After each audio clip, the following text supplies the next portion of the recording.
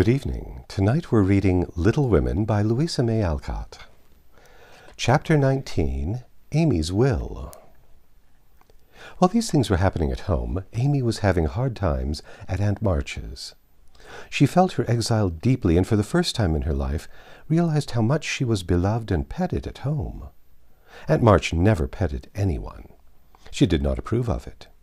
But she meant to be kind, for the well-behaved little girl pleased her very much, and Aunt March had a soft place in her heart for her nephew's children, though she didn't think it proper to confess it. She really did her best to make Amy happy, but dear me, what mistakes she made. Some old people keep young at heart in spite of wrinkles and gray hair, can sympathize with children's little cares and joys, and make them feel at home, and can hide wise lessons under pleasant plays, giving and receiving friendship in the sweetest way. But Aunt March had not the gift, and she worried Amy very much with her rules and orders, her prim ways, and long prosy talks. Finding the child more docile and amiable than her sister, the old lady felt it her duty to try and counteract, as far as possible, the bad effects of home freedom and indulgence. So she took Amy in hand and taught her as she herself had been taught 60 years ago, a process which carried dismay to Amy's soul and made her feel like a fly in the web of a very strict spider. She had to wash the cups every morning and polish up the old-fashioned spoons, the fat silver teapot, and the glasses until they shone. Then she must dust the room, and what a trying job that was! Not a speck escaped Aunt March's eyes, and all the furniture had claw legs and much carving, which was never dusted to suit.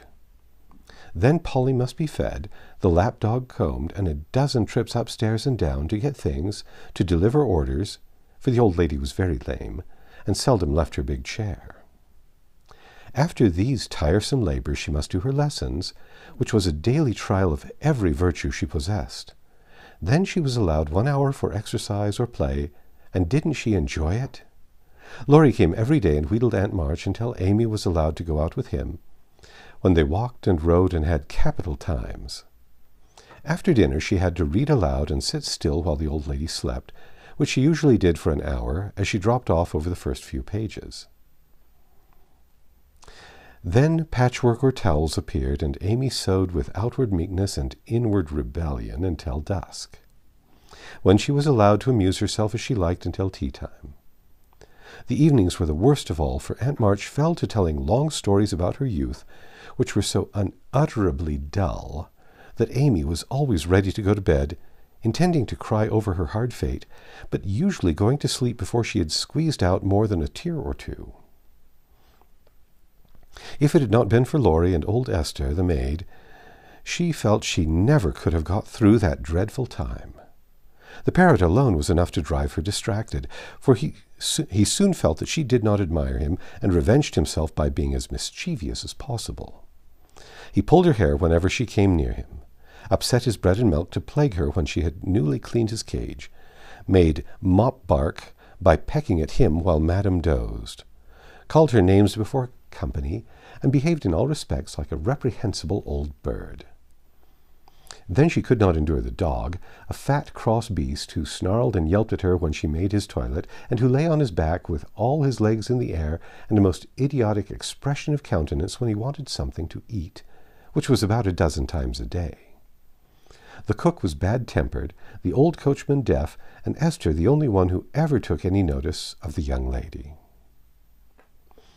Esther was a French woman who had lived with Madame, as she called her mistress, for many years, and who rather tyrannized over the old lady, who could not get along without her. Her real name was Estelle, but Aunt March ordered her to change it, and she obeyed, on condition that she was never asked to change her religion. She took a fancy to Mademoiselle and amused her very much with odd stories of her life in France, when Amy sat with her while she got up Madame's laces. She also allowed her to roam about the great house and examine the curious and pretty things stored away in the big wardrobes and the ancient chests, for Aunt March hoarded like a magpie. Amy's chief delight was an Indian cabinet full of queer drawers, little pigeonholes, and secret places in which were kept all sorts of ornaments, some precious, some merely curious, all more or less antique. To examine and arrange these things gave Amy great satisfaction, especially the jewel cases, in which, on velvet cushions, reposed the ornaments which had adorned a belle 40 years ago. There was the garnet set which Aunt March wore when she came out, the pearls her father gave her on her wedding day, her lover's diamonds, the jet mourning rings and pins, and queer lockets with portraits of dead friends, and weeping willows made of hair inside, the baby bracelets her one little daughter had worn, Uncle March's big watch with the red seal so many childish hands had played with, and in a box, all by itself, lay Aunt March's wedding ring, too small now for her fat finger, but put carefully away, like the most precious jewel of them all. "What would Mademoiselle choose if she had her will?" asked Esther, who was always near to watch over and lock up the valuables. "I like the diamonds best, but there is no necklace among them, and I'm fond of necklaces. They are so becoming. I should choose this if I might," replied Amy, looking with great admiration at a string of gold and ebony beads, from which hung a heavy cross of the same. "I too covet that, but not as a necklace. Ah, no, to me it is a rosary, and as such I should use it like a good Catholic," said Esther, eyeing the handsome thing wistfully. "Is it meant to use as you use the string of good-smelling wooden beads hanging over your glass?" asked Amy. "Truly, yes, to pray with. It would be pleasing to the saints if one used so fine a rosary as this, instead of wearing it as a vain bijou." "You seem to take a great deal of comfort in your prayers, Esther, and always come down looking quiet and satisfied. I wish I could." "If Mademoiselle was a Catholic, she would find true comfort. But as that is not to be, it would be well if you went apart each day to meditate and pray, as did the good mistress whom I served before Madame. It would be well. She had a little chapel, and in it found solace for much trouble." "Would it be right for me to do so too?" asked Amy, who, in her loneliness, felt the need of help of some sort, and found that she was apt to forget her little book now that Beth was not there to remind her of it. "It would be excellent and charming, and I shall gladly arrange the little dressing-room for you if you like. Say nothing to Madame, but when she sleeps you go and sit alone a while to think good thoughts, and pray the dear God to preserve your sister." Esther was truly pious and quite sincere in her advice, for she had an affectionate heart, and felt much for the sisters in their anxiety. Amy liked the idea, and gave her leave to arrange the light closet next to her room, hoping it would do her good. "I wish I knew where all these pretty things would go when Aunt March dies," she said, as she slowly replaced the shining rosary and shut the jewel cases one by one. "To you and your sisters, I know it. Madame confides in me. I witnessed her will, and it is to be so," whispered Esther, smiling. "How nice! But I wish she'd let us have them now. Procrastination is not agreeable," observed Amy, taking a last look at the diamonds. "It is too soon yet for the young ladies to wear these things. The first one who is affianced will have the pearls. Madame has said it, and I have a fancy that the little turquoise ring will be given to you when you go, for Madame approves your good behavior and charming manners." "Do you think so? Oh, I'll be a lamb if I can only have that lovely ring. It's ever so much prettier than Kitty Bryant's. I do like Aunt March after all."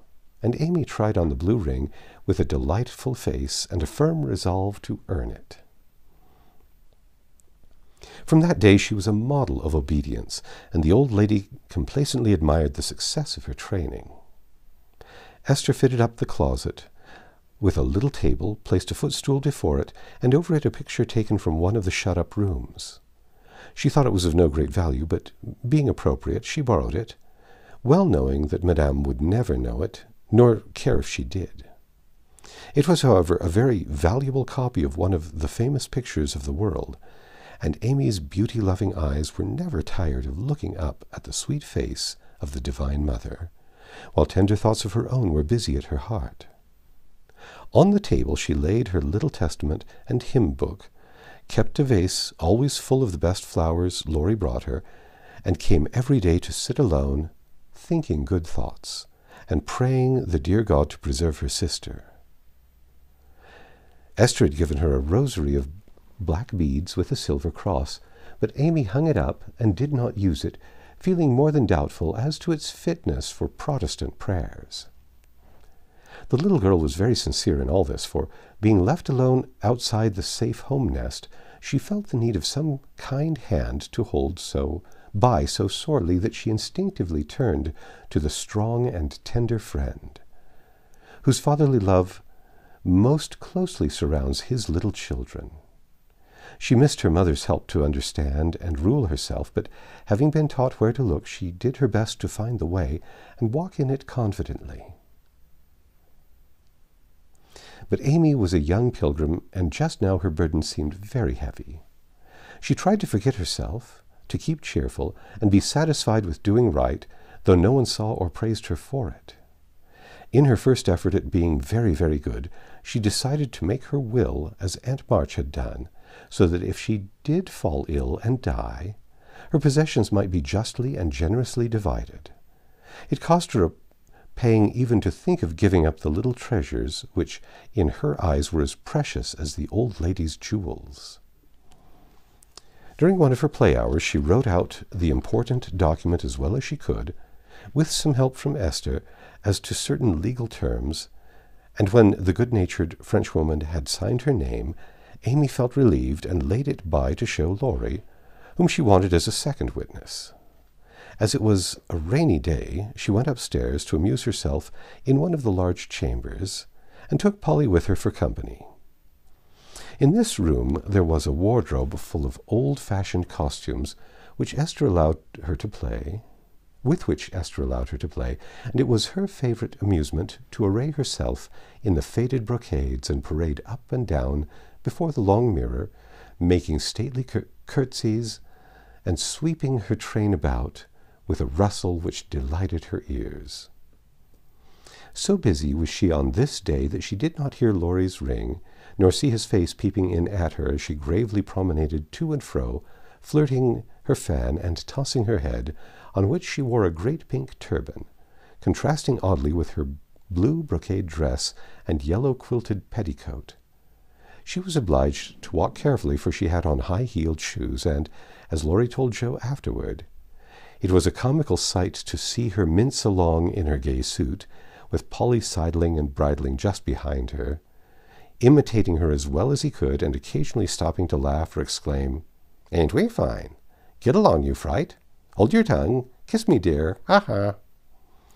Having with difficulty restrained an explosion of merriment, lest it should offend Her Majesty, Laurie tapped and was graciously received.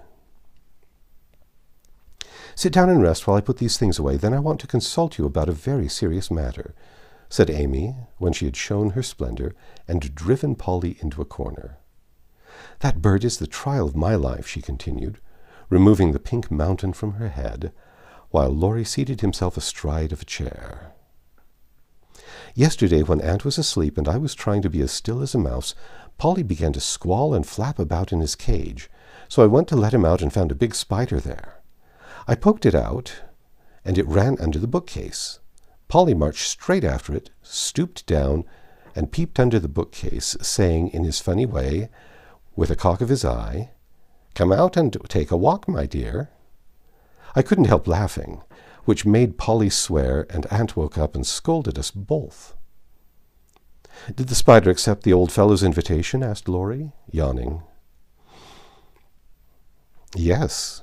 Out it came, and away ran Polly, frightened to death, and scrambled up on Aunt's chair, calling out, 'Catch her, catch her, catch her,' as I chased the spider." "That's a lie, oh lor!" cried the parrot, pecking at Laurie's toes. "I'd wring your neck if you were mine, you old torment," cried Laurie, shaking his fist at the bird, who put his head on one side and gravely croaked, "Alleluia, Bless your buttons, dear. Now I'm ready, said Amy, shutting the wardrobe and taking a paper out of her pocket. I want you to read that, please, and tell me if it is legal and right. I felt that I ought to do it, for life is uncertain, and I don't want any ill feelings over my tomb. Laurie bit his lip and, turning a little from the pensive speaker, read the following document with praiseworthy gravity, considering the spelling. My last will and testament. I, Amy Curtis March, being in some sane mind, do give and bequeath all my earthly property, viz. To wit, namely, to my father my best pictures, sketches, maps, and works of art, including frames, also my $100 to do what he likes with. To my mother all my clothes except the blue apron with pockets. Also my likeness and my medal, with much love. To my dear sister Margaret I give my turquoise ring, if I get it, also my green box with the doves on it, also my piece of real lace for her neck, and my sketch of her as a memorial of her little girl. To Jo I leave my breastpin, the one mended with sealing wax, also my bronze inkstand, she lost the cover, and my most precious plaster rabbit, because I am sorry I burnt up her story. To Beth, if she lives after me, I give my dolls and little bureau, my fan, my linen collars, and my new slippers if she can wear them, being thin when she gets well. And I herewith also leave her my regret that I ever made fun of old Joanna. To my friend and neighbor Theodore Lawrence, I bequeath my papier-mâché portfolio, my clay model of a horse, though he did say it hadn't any neck. Also, in return for his great kindness, in the hour of affliction, any one of my artistic works he likes. Notre Dame is the best. To our venerable benefactor, Mr. Lawrence, I leave my purple box with a looking-glass in the cover, which will be nice for his pens, and remind him of the departed girl who thanks him for all his favors to her family, especially Beth. To Hannah I give the bandbox she wanted, and all the patchwork I leave, hoping she will remember me when you see me. And now, having disposed of my most valuable property, I hope all will be satisfied and not blame the dead. I forgive everyone, and trust we may all meet when the trump shall sound. Amen. To this will and testament I set my hand and seal on this 20th day of November, Anni Domino 1861, Amy Curtis March. Witnesses Estelle Valnor, Theodore Lawrence. The last name was written in pencil, and Amy explained that he was to rewrite it in ink and seal it up for her properly. What put it into your head? Did anyone tell you about Beth's giving away her things? Asked Laurie soberly, as Amy laid a bit of red tape with sealing wax, a taper, and a standish before him. She explained and then asked anxiously, "What about Beth?" "I'm sorry I spoke, but as I did, I'll tell you. She felt so ill one day that she told Jo she wanted to give her piano to Meg, her cats to you, and the poor old doll to Jo, who would love it for her sake. She was sorry she had so little to give and left locks of hair to the rest of us, and her best love to Grandpa. She never thought of a will." Laurie was signing and sealing as he spoke, and did not look up until a great tear dropped on the paper. Amy's face was full of trouble, but she only said, "Don't people put some sort of postscripts on their wills sometimes?" "Yes, codicils, they call them." "Put one in mine, then, that I wish all my curls cut off and given round to my friends." "I forgot it. But I want it done, though it will spoil my looks." Laurie added it, smiling at Amy's last and greatest sacrifice. Then he amused her for an hour and was much interested in all her trials. But when he came to go, Amy held him back to whisper with trembling lips, "Is there really any danger about Beth?" I'm afraid there is, but we must hope for the best. So don't cry, dear. And Laurie put his arm around her with a brotherly gesture which was very comforting. When he had gone, she went to her little room and, sitting in the twilight, prayed for Beth with streaming tears and an aching heart, feeling that a million turquoise rings would not console her for the loss of her gentle little sister. That's the end of chapter 19. Come back tomorrow and we'll read chapter 20, Confidential.